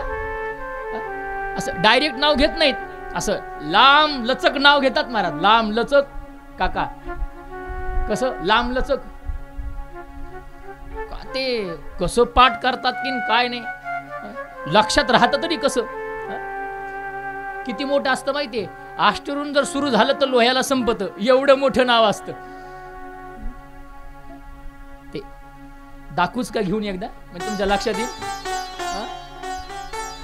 काका, आता काका घ्या म्हणतात, पण कुणाचं घेऊ? नाही, यांचं घेऊन दाखवतो. म्हणजे माता माऊल्या काय घेतात, लांबलचक घेतात ना, ते घेऊन दाखवतो. फार विचित्र असतं महाराज ते. अशी रेल्वे पटडी जशी असते ना लांबलचक, तसं लांबलचक. येत होते, जात होते, खिडकी वाट पाहत होते, काय काय म्हणतात त्या, काय काय म्हणतात, ऐकायचे तुम्हाला? ऐका मग सांगतोच आता. येत होते, जात होते, खिडकी वाट पाहत होते. येत होते, जात होते, खिडकी वाट पाहत होते. खिडकीला 3-3 तारा, अडकी त्याला घुंगर बारा. पाण्या खाते झरा झरा, घाम येतो झरा झरा. तिकडून आला व्यापारी, त्याने दिले सुपारी. असं ते फार मोठं नाव असतात. मला काही पाठ नाही वाटत असलं, नाही का? असू द्या, ते न सांगितलेलंच बरं आपण, नाही का? असे ते फार मोठं नाव आणि पण शेवटी नाव घेऊन टाकतात. म्हणजे का सांगायचे मला हे? एवढं प्रेम, एवढा आदर असतो मला त्यांच्याबद्दल, नाही का? पण ह्या सगळ्या जणी कोण? सतीच्या बहिणी ज्या असतात ना, त्या सगळ्या सतीच्या बहिणी तिला तिच्या मालकाबद्दल अपशब्द बोलायला लागला. आणि एवढं बोलतात. आता ते पुरुषांचं तरी बरं आहे. काय असतं बघा, पुरुष एखाद्या वेळेला भांडण जर लागले तर एकमेकाला मारतील, शांत बसतील. पण माता मौल्यांचं असं नसतं. यांचं भांडण सोपं आहे, यांचं भांडण लईच अवघड आहे. तुमचं भांडण म्हणजे ते गौरीसारखं असतं. कसं? फुकलं की धुपण निघतं, पेटायतही नाही आणि इजतही नाही. दिवसभर चालतं महाराज, दिवसभर चालतं. इतकं भारी भाषण असतं यांचं, भांडण असतं महाराज. असं म्हणतात, असं बरोबर पक्क लक्षात ठेवतात. आणि तिला काहीच बोलत नाहीत. तिच्याकडे बघायचं आणि दुसऱ्याला सांगायचं, दुसऱ्याचं नाव घेऊन तिला शिव्या द्यायच्या. फार गोड असतं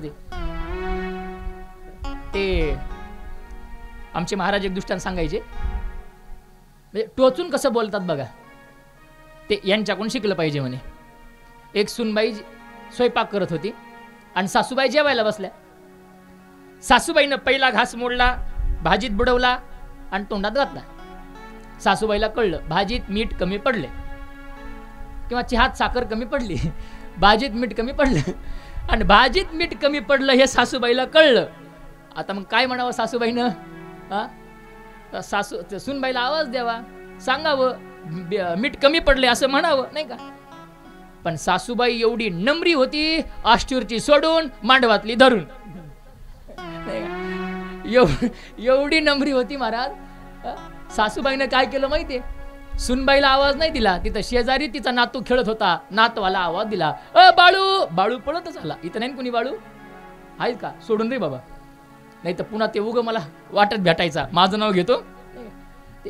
बाळू म्हणला, का ग आजी? ते आजी म्हणते, काय करतोय? खेळतोय. म्हणे अभ्यास कर. बाळू म्हणलं ठीक आहे आजी. नाही नाही अभ्यास कर. हो ठीक आहे आजी. नाही नाही चांगला अभ्यास. अरे ठीक आहे आजी. नाही चांगला कर. एवढं? हो म्हणे चांगला अभ्यास कर. का ग आजी? का म्हणजे चांगला अभ्यास कर, मग चांगली नोकरी लावून घे, मग चांगली नोकरी लागली की चांगला पगार येईल, मग चांगला पगार आला की ती पगार घे आणि मग तुझ्या माईच्या हातात दे. का? तिला ते मिठाचा पुडा नाही सांग, मीठ कमी पडलंय. असं एवढं लांबून लांबून बोलतात महाराज. कोण? तुमच्याबद्दल सांगत होतो नाही का? ऐका, असं टोचून बोलायला सुरुवात केली. काय बोलतात माहितीये? शंकराची निंदा करायला लागल्या महाराज. आणि लक्षात ठेवा, जिथं जिथं शंकराची निंदा होते ना, तिथं तिथं तांडव निर्माण होतं. नंतर युद्ध प्रसंग निर्माण होतो आणि सर्वस्व संपल्या जातं. तसंच घडलं. सगळे शिवाची निंदा करायला लागले. एक जण पळत आली आणि ती म्हणायला लागली, का ग नवरा सुधारला का नाही? सुधारला? हो. काय म्हणते? अगं बघ, आमचे पती, आमचे मालक, आमचे नवरे रोज आंघोळ करताना चांगले चांगले साबण वापरतात. कधी लाईबॉय, कधी डेटॉल, कधी संतूर, कधी पतंजली, कधी नंबर 1, कधी गोजरेट, चंद्रिका, अजून ते आता दिवाळीत असतं ना मोती, ते मोती साबण बरोबर दिवाळीलाच येतो महाराज. काय कमाल आहे. वर्षभर कुठं जातं माहित नाही. बरोबर दिवाळी आली की मोती साबण आली नाही का? उठा उठा दिवाळी आली, ते बरोबर त्याच पिरियडला येतं. असं मला काय सांगायचं बघा, ते हे सगळे साबण आमचे मालक वापरतात, पती वापरतात. तुझा मालक पती साबण वापरतो का नुसती अंगाला राख लावतो? आता महादेव अंगाला राख लावतात. टीका करायला लागल्या. एक तर काही नाही मारत, एक तर फार पुढचं बोलली. म्हणे का ग बघ, आमच्या मालकाकडे म्हणे एवढा पैसा कमवला म्हणे, एवढे भारी भारी कपडे घालतात. 8 दिवसाला 8 शर्ट 8 धोतर, बरोबर यायचं. रोज एक नवीन रुमाल, रोज नवीन नवीन कपडे, कधी लिलन, कधी पेपर कॉटन, कधी सफारी, कधी सूट, कधी कोट, अजून असे चांगले चांगले कपडे. तुझा नवरा काही कपडे घालतो का वाघाचे हत्तीचे काताडे गुंडाळतो? कारण महादेवाला काय आहे? गज चर्म व्याघ्रांबर, गज चर्म व्याघ्रांबर, गज चर्म व्याघ्रांबर, गज चर्म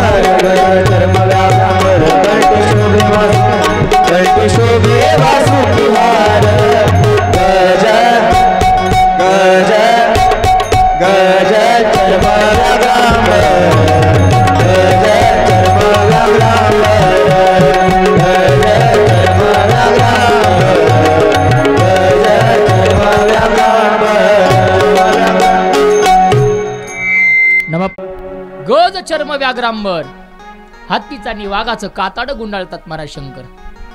असे चिडवायला लागल्या. पण खरं सांगू, हे हत्तीचं वाघाचं काताड का गुंडाळतात माहितीये? कारण त्यांनी संसाराचा त्याग केलाय. बघा, या शंकराकडे पाहिल्याच्या नंतर आपण शिकायचंय वगैरे, शिकायचंय. संसारात माणसानं कसं असावं तर शंकरासारखं असावं. काय शिकायचं?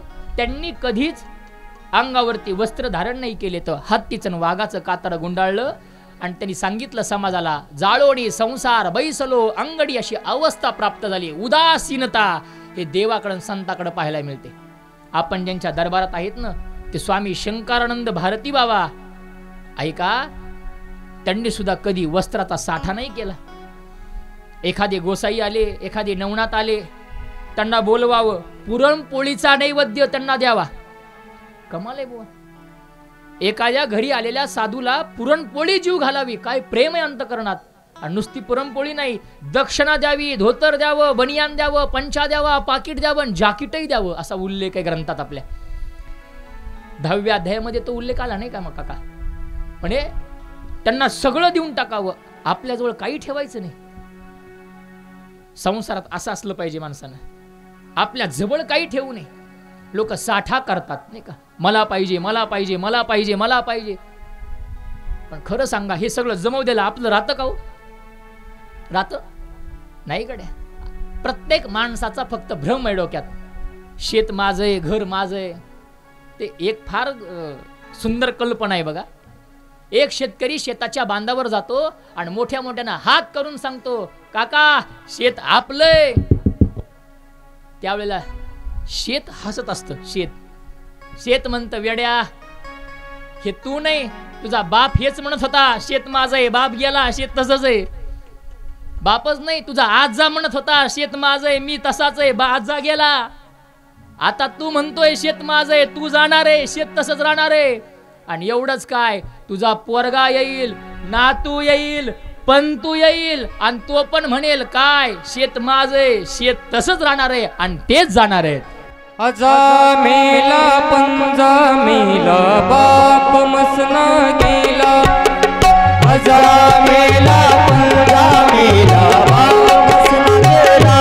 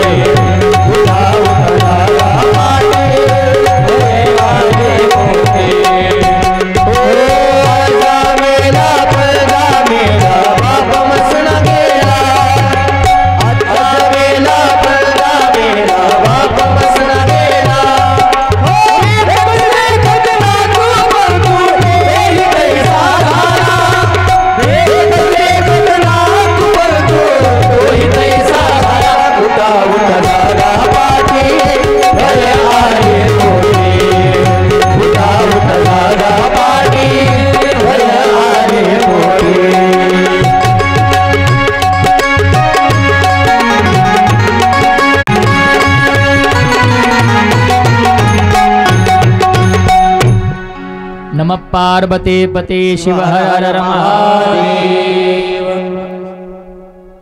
यातून शिकायचंय आपल्याला, लक्षात ठेवा. आजा गेला, पंजा गेला, बाप मसना गेला, देखत देखत नातू पंतू तोही तैसा झाला. आपलं काही नाही, लक्षात ठेवा. घर दार शेत हे संपूर्ण काही क्षणिक सुखाकरित आहे. त्यामुळे संग्रह नसला पाहिजे.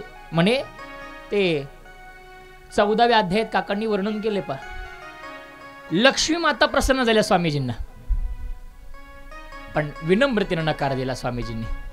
म्हणे माते, आम्ही संन्यासी आहेत, आम्हाला लक्ष्मीची गरज नाही. लक्षात ठेवा, संन्याशांनी संचय करायचा नसतो. कोण सांगते? स्वामीजी सांगतात. कोणाला? लक्ष्मीला. कमाल आहे बुवा. अख्खं जग त्या लक्ष्मीच्या मागं लागलं. स्वामीजींनी सांगितलं नको, आम्हाला नको नाही. उलट सांगितलं ते नर्मदा मैयाकडे पाठवलं म्हणे लक्ष्मीला, आमच्याकडं नको. आणि तेच वारसा दिदींचा आहे. स्वामीजी घेत नव्हते, दिदींनी ठरवलं आपण पावती घ्यायची नाही. अजूनही आमच्या भरद्वाज आश्रमाला पावती बुक नाही, देणगी बुक नाही. का? हा त्यागाचा परमार्थ आहे. हे शिकायचं त्या शंकराकून. आणि त्या शंकराकून अंगावर काय घातलंय? हत्तीचं वाघाचं कातडं गुंडाळलंय, वस्त्राचा संचय नाही. पण या टीका करू लागल्या शंकराबल. त्या सांगतायत, अगं बघा म्हणे आमचे मालक पती किती सुंदर सुंदर दागिने घातलेत. म्हणे काही कानात बाळी आहे, हातात काय बोटात त्या अंगठ्या आहेत, हातात घड्याळी आहेत, गळ्यात लॉकेट आहे, सगळं सोनं आहे. म्हणे तुझा नवरा काय घालतो? म्हणे नुसते साप मारत, दुसरं काय? गळ्यात साप, हाताला साप, महादेवाकडे दुसरं काही नाही, अलंकार कुठला नाही. अशा टीका करायला लागल्या. एवढंच काय, फार विचित्र बोलल्या. एक तर म्हणते, अगं आम्ही रोज चांगला स्वयंपाक करून जेवतो म्हणे, कधी बालुशाही, कधी गुलाबजामुन, नाही का, फार वेगवेगळे प्रकार. ते आमचे शांतीब्रह्म कुरेकर बाबा आम्हाला पाठात सांगायचे. म्हणजे श्री बालाजीचा बेत श्री बालाजी. नाही कळलं? श्री म्हणजे श्रीखंड, बा म्हणजे बालुशाही, ला म्हणजे लाडू, जी म्हणजे जिलबी. तोंडाला पाणी देऊ नका, मिळणार नाही. आज काय जिलबी आहे ना. वा. असा श्री बालाजीचा बेत रोज आहे. कुठं? त्या सांगतायत आमच्या घरी. आणि तुमच्या घरी काय म्हणे? नुसते बेल. महादेव काय खातो? बेलाचं पान. त्याला काय आवड आहे महाराज? हे भोळ्या शंकरा, हे भोळ्या शंकरा, हे भोळ्या शंकरा, हे भोळ्या शंकरा. आवड तुला बिलाची, आवड तुला बिलाची, बिलाच्या पानाची.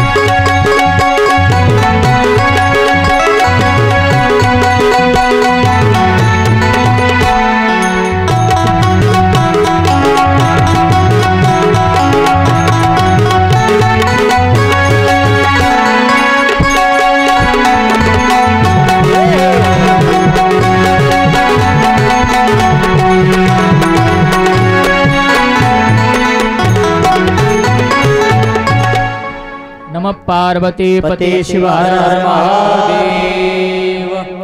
ची आवड आहे आमच्या शंकराला. शेवटी घेऊ की आरतीच्या वेळेस. हो,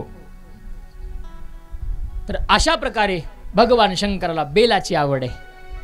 आणि मग या चिडवू लागल्या महाराज, तिला हिणवू लागल्या आणि टीकात्मक बोलायला लागल्या. एक म्हणली, अगं आम्ही घर बांधले, मोठे मोठे बंगले बांधले, तुझा नवऱ्यानं घर बांधलं की स्मशानात राहतो म्हणे तुझा पती. हेच काय? काही म्हणायला लागले आमच्या हाताखाली नोकर चाकर आहेत.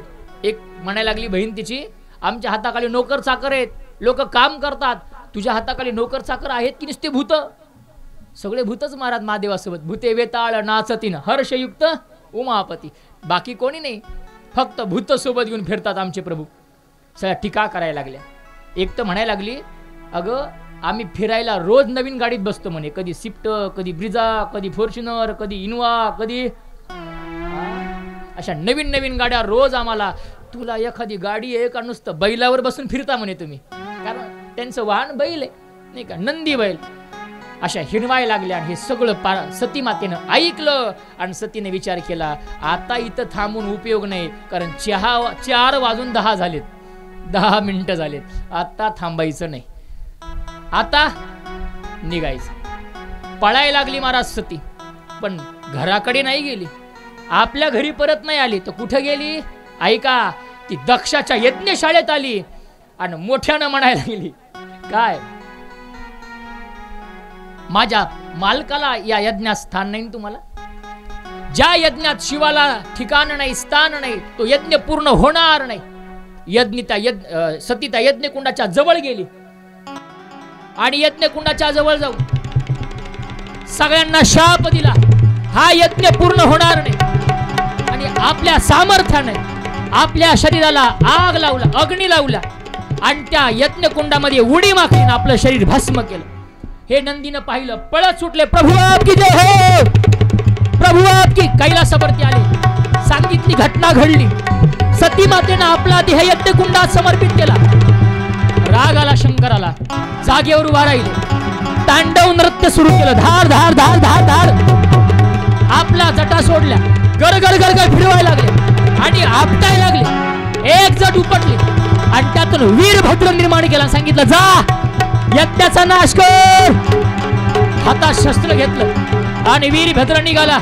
धार धार धार धार धार यज्ञशाळेपर्यंत येऊन पोहोचला. जे दिसेल त्याला मारू लागला. यज्ञाचा नाश केला. दक्ष पुढं मुंडकं उडवलं, यज्ञात भस्म. यज्ञ सगळा संपला आणि मग ब्रह्मदेवाने शांत केलं. काय चाललंय? भगवान शंकराच्या समोर आले आणि भगवान शंकराला शांत करण्याकरिता सगळ्यांनी हात वर केले आणि मोठ्या प्रेमानं भगवंताचं नामचिंतन करताय. देवा शांत व्हा. हरि ओम नमः शिवाय, हरि ओम नमः शिवाय, हरि ओम नमः शिवाय, हरि ओम, हरि ओम नमः शिवाय, हरि ओम नमः शिवाय, हरि ओम नमः शिवाय, हरि ओम नमः शिवाय, हरि ओम नमः शिवाय, हरि ओम नमः शिवाय, हरि ओम नमः शिवाय, हरि ओम नमः शिवाय, हरि ओम नमः शिवाय, हरि ओम नमः शिवाय, हरि ओम नमः शिवाय, हरि ओम नमः शिवाय, हरि ओम नमः शिवाय, हरि ओम नमः शिवाय, हरि ओम नमः शिवाय, हरि ओम नमः शिवाय, हरि ओम नमः शिवाय, हरि ओम नमः शिवाय, ताली ताली नमः शिवाय, हरि ओम नमः शिवाय, हरि ओम नमः शिवाय, हरि ओम नमः शिवाय, हरि ओम नमः शिवाय, नागेंद्रहाराय अस्मद्गुराय भस्माकराय महेश्वराय नित्याय शुद्धाय दिगंबराय तस्मै नकाराय नमः शिवाय, हरि ओम नमः शिवाय, हरि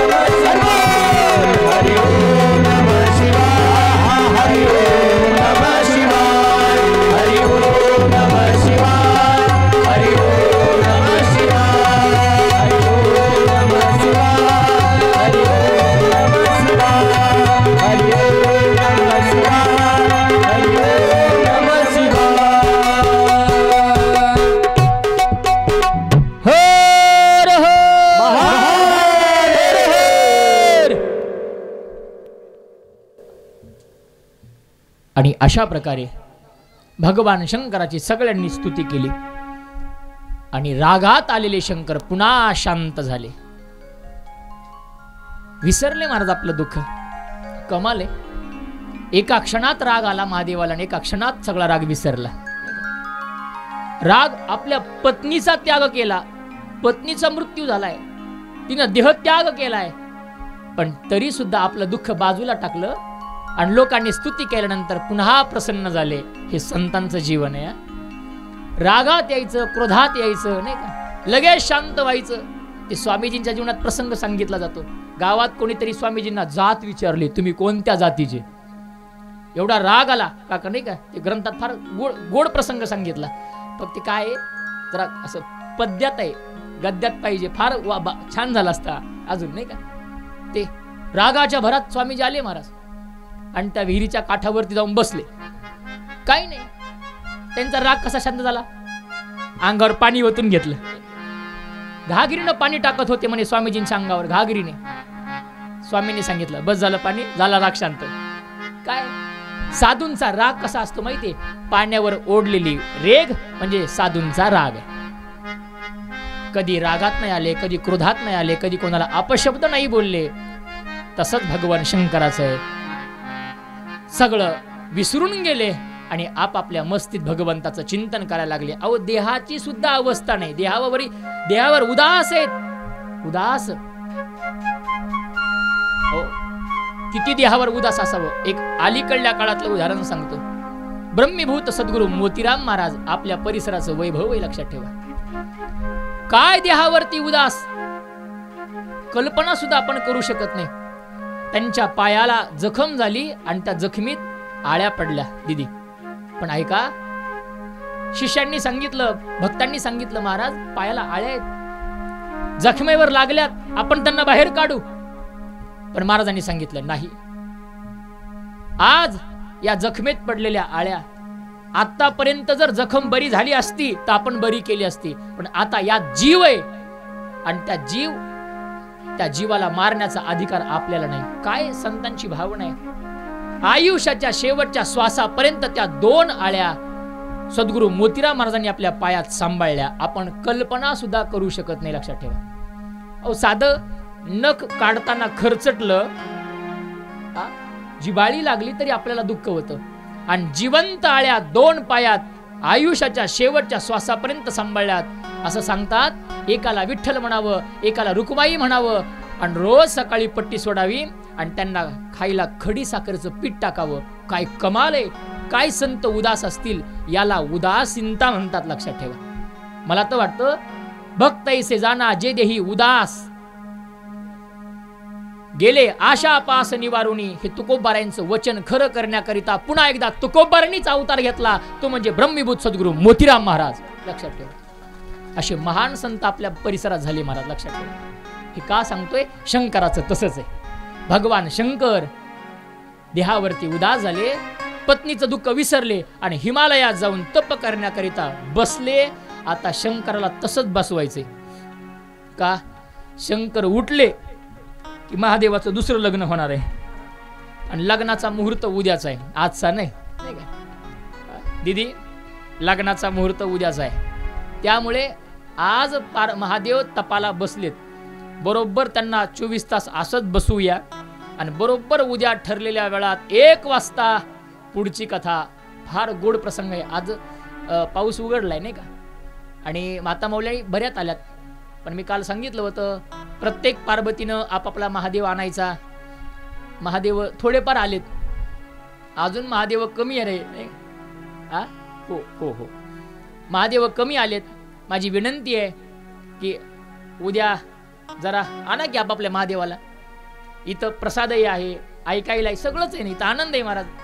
दरबार स्वामींचा आहे, सद्गुरूंचा दरबार आहे. काय म्हणले, वा. आणि विशेष म्हणजे उद्या बालुशाही आहे. बालुशाही खायला तरी या बाबा. तुम्ही येणार का न ग. बरं ठीक आहे, तुम्हाला आजच देऊ ऐका. म्हणून सगळ्यांना विनंती आहे, उद्या आपल्या ठरलेल्या वेळात 1 ते 4 या वेळामध्ये आपल्याला कथा श्रवण करायची आहे. सगळ्यांना विनंती आहे, आपण सगळ्यांनी या. झालेली सेवा सद्गुरू मोतीराम महाराजांच्या आणि स्वामी शंकरानंद भारतीजी बाबा यांच्या चरणावरती समर्पित, आदरणीय साध्वी सुमित्रा देवी अर्थात दिदींच्या चरणावरती समर्पित करू. संपूर्ण शिष्य परिवार, भक्त परिवार, काकाजी, मामा सगळे आपले महाराज मंडळी, व्यासपीठावरील उपस्थित आमचे तबला वादक हरिभक्तपरायण विकास महाराज मस्के बामणीकर त्यांनाही धन्यवाद. गायनाचार्य योगेश महाराज मोरे आहेरवाडीकर त्यांनाही धन्यवाद. गायनाचार्य निवर्ती महाराज किरडे चाटुरीकर त्यांनाही धन्यवाद. सिंतवादक गायनाचार्य आमचे भागवत महाराज सोळंकी रुमनेकर त्यांनाही धन्यवाद. सुंदर साऊंड सिस्टीम, माता माऊल्या, पुरुष मंडळी सगळ्यांना धन्यवाद. आणि विशेष आज आपल्या कथेचं प्रक्षेपण अर्थात शूटिंग करण्याकरिता महाराष्ट्रातील एक सुप्रसिद्ध यूट्यूब चॅनल नाही का, जय हो, काय नाव आहे, जय हो यूट्यूब चॅनल, अत्यंत सुप्रसिद्ध आहे. महाराष्ट्रातील नामवंत कीर्तनकारांचे कीर्तन ऐकायचं असेल तर सध्या महाराष्ट्रात एकच यूट्यूब चॅनल ज्यांचं नाव अगदी सगळ्यांच्या मुखात आहे ते म्हणजे आमचं जय हो चॅनल. एकदा त्यांच्यासाठी जोरदार टाळी वाजवा. त्या चॅनलचे सर्वेसर्वा आमचे जिवलग मित्र हरिभक्तपरायण गंगेश्वर महाराज पालिमकर त्यांची उपस्थिती आहे. त्यांनाही मनापासून धन्यवाद.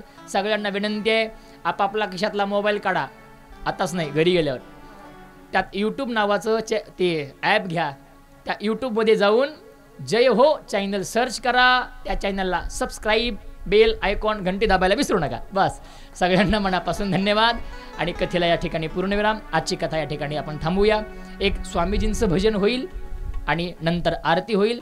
आजच्या आरतीची यजमान शिव प्रभाकर गिराम आणि रामेश्वर नामदेव बनसोडे लोहा यांना विनंती आहे, आपण आरतीसाठी समोर यायचं आहे.